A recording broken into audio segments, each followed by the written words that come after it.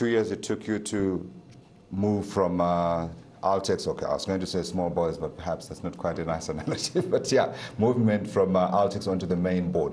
What's the primary driver for you to want to be on the main board? What difference will it make to your business? Look, for us, this is a very important growth step for us to move from the AltX to the main board. It certainly allows us to be judged and compared to our peers in the industry. At the same time, we're looking also to remove the so-called risk tag that is associated with the AltX. Certainly going to the main board will allow us to have a stronger institutional shareholder base, which will benefit us in the long term. And in terms of the growth profile of the business, does that give you perhaps a deeper pool of potential investors to dip into, perhaps, say, when you're talking about trying to expand your business and getting more capital into the business?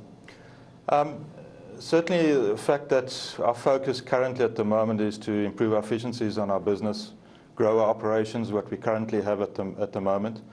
This will fit in with what we see in terms of what is happening outside in the industry as there's a slowly return to normality, though we see it as being very slow at this stage in terms of the uptake. Sure. So looking forward in the long term, I think is good growth potential for the business. But I suppose going on to the main board also brings its own challenges, doesn't it? I mean, you are under greater scrutiny, and you're also going to be followed by hordes of analysts as well as reporters who would seeking to understand how well your business is doing. You ready? Yeah, I believe we're ready, and that's why we've gone and pushed to go ahead with this move. I think being on the AltX for a good 2 years is a good grounding. It's certainly got our business aligned and streamlined to take on the challenges of the main board. But yes, the main board will have other areas that we need to focus on and get to grips with. But I think with the team we have, with our board members, what we have currently at the moment, I think we're well positioned and strong to do so. I know you're a favorite of one of my fund managers who I interview here regularly, Anthony Clark at Vunani Securities. He speaks highly of you guys, and I think he would probably be very happy that you're moving on to the main board. But in terms of what you're seeing in the business, you're talking of a slow tick up in demand for your products, which, by the way, let's reiterate, we're talking mining silica, right? We're also talking aggregates. Aggregates for the construction industry, and also a metallurgical product for the iron and steel industry. In fact, another area which is very important is a flame retarder, which is used in the coal mines. Yeah.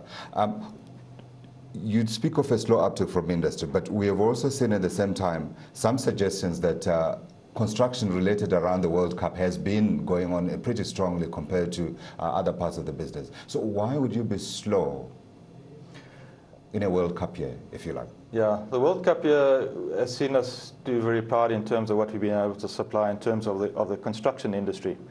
In our business, we actually have a very nice spread. You know, in fact, that we do supply through to the iron and steel industry. A large percentage of Delft silica sand product goes through the founder industry, which gives us a nice spread.